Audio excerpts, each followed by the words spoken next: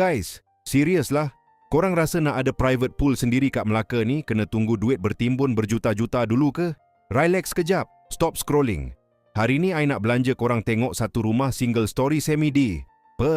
Rasa macam tinggal dekat resort. Tapi harga baru RM600,000 je. Siap boleh nego pula tu. Memang mind-blowing habis.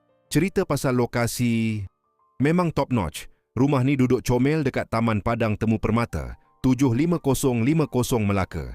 Korang search je kat Google Maps, terus jumpa. Strategik sangat. Bayangkan, hujung minggu nak jalan santai dekat Bandar Hilir, baru 6.6 km. Nak acah-acah turis dekat A Famosa pun 5.5 km je. Untuk anak-anak pula, Sekolah Kebangsaan dan Sekolah Menengah Kebangsaan Padang Temu tak sampai 1.6 km.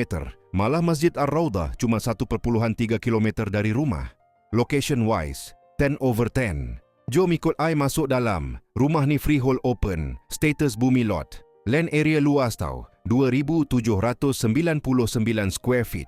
Bersamaan 260 meter persegi. Built up pula anggaran 1,500 square feet. Bila step in je, vibe terus rasa cozy dan luxurious sebab rumah dah fully renovated dan fully furnished. Meaning apa? Bawa beg baju dan berus gigi je. Pack your bags and move in immediately. Ada 4 bilik tidur yang spacious dan 2 bilik air yang super clean. Tapi, this is the best part. Check this out. Kat kawasan luar ni ada private swimming pool kedalaman 1.2 meter.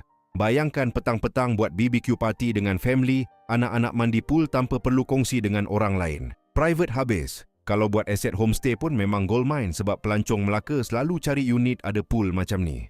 Unit rare macam ni memang takkan bertapak lama. Harga tawaran RM600,000 sahaja dan masih negotiable. Siapa cepat, dia dapat. Nak viewing atau semak kelayakan pinjaman secara free?